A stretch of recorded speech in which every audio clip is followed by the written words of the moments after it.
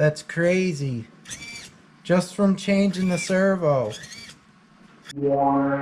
Steve here, Shen RC, and I want to show you some mods and tweaks I did to my Redcat Gen 8 Scout. First off, I moved the bumpers in.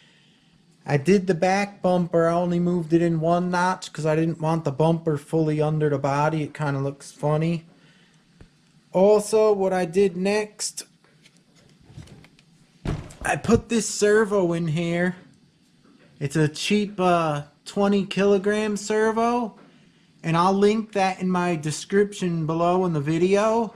And what that did was it gave me much more steering. I'll turn on the truck right now so you guys could see.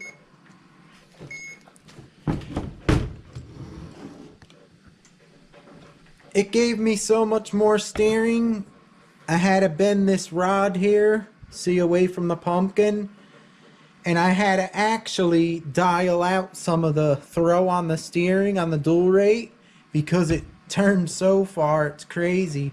But anyhow, just from getting this cheap $20 servo, I'll link it. Like I said, look how sharp you could get this to turn.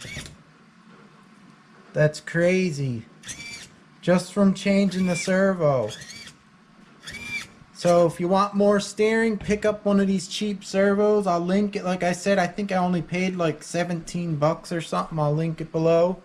I did that.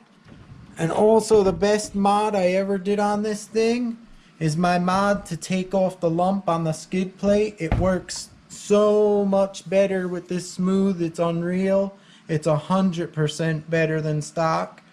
Anyone who has one of these trucks should definitely do it. You put a little skid of metal on the bottom there, a little thin metal sheet. You could go all the way across if you want, but I just did it over the hole there. Let's see what else I did to this. I actually took apart the portal axles on the end to check out the gears when I was live.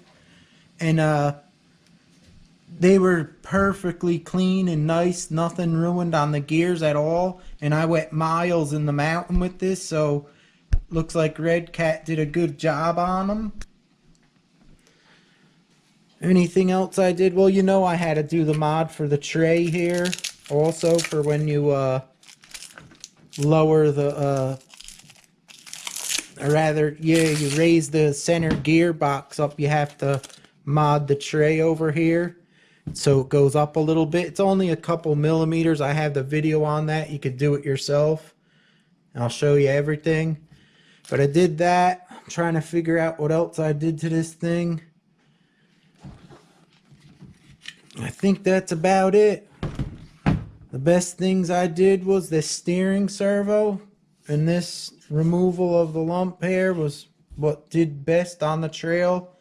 Made it work awesome. And if you want your tires to grip better, give them a coat of WD-40, like, and let it absorb in before you go out on the trail, and you'll get better traction. So anyhow, that's what I did to it, guys, so far. And then I also, before I forget, on the body I got a Velcro strap. Let me show you real quick what I did.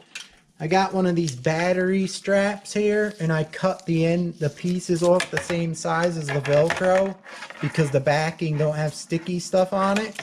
And I used shoe glue and I glued them on there because these always came off.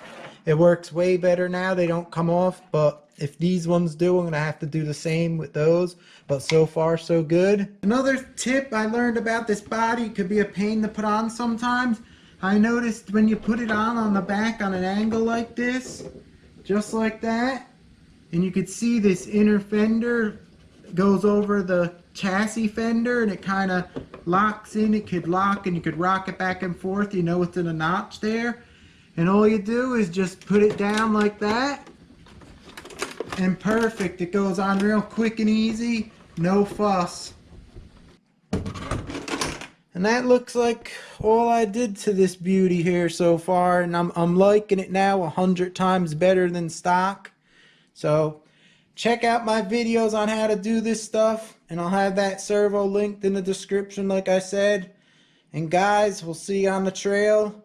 And I appreciate your support. Give me a thumbs up if you like this video, and we'll see you next time.